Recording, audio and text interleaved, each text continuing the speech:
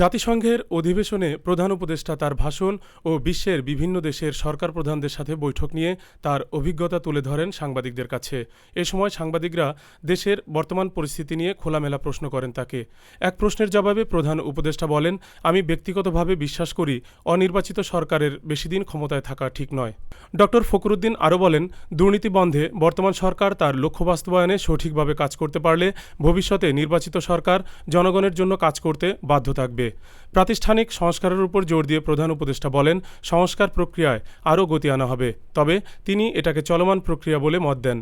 রাজনৈতিক দলগুলোর ভেতরে আরও গণতন্ত্রের প্রয়োজনীয়তার উপর জোর দিয়ে প্রধান উপদেষ্টা বলেন, সময় হলে জরুরি আইন প্রত্যাহার করে রাজনীতি উন্মুক্ত করে দেওয়া হবে।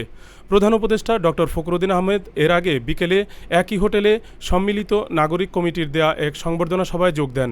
এই সভায় প্রবাসীরা ঢাকা নিউ ইয়র্ক রুটে বিমান চলাচল শুরু, প্রবাসীদের ভোটার করা, যুক্তরাষ্ট্রে একটি ব্যাংক স্থাপন সহ অনেকগুলো দাবি তুলে ধরেন। উভয় সভাতেই পররাষ্ট্র উপদেষ্টা ডক্টর ইফতেখার আহমেদ চৌধুরী, ওয়াশিংটনে নিযুক্ত বাংলাদেশের রাষ্ট্রদূত হুমায়ুন কবির ও প্রধান উপদেষ্টার প্রেস সচিব ফাহিম মুনেম উপস্থিত ছিলেন।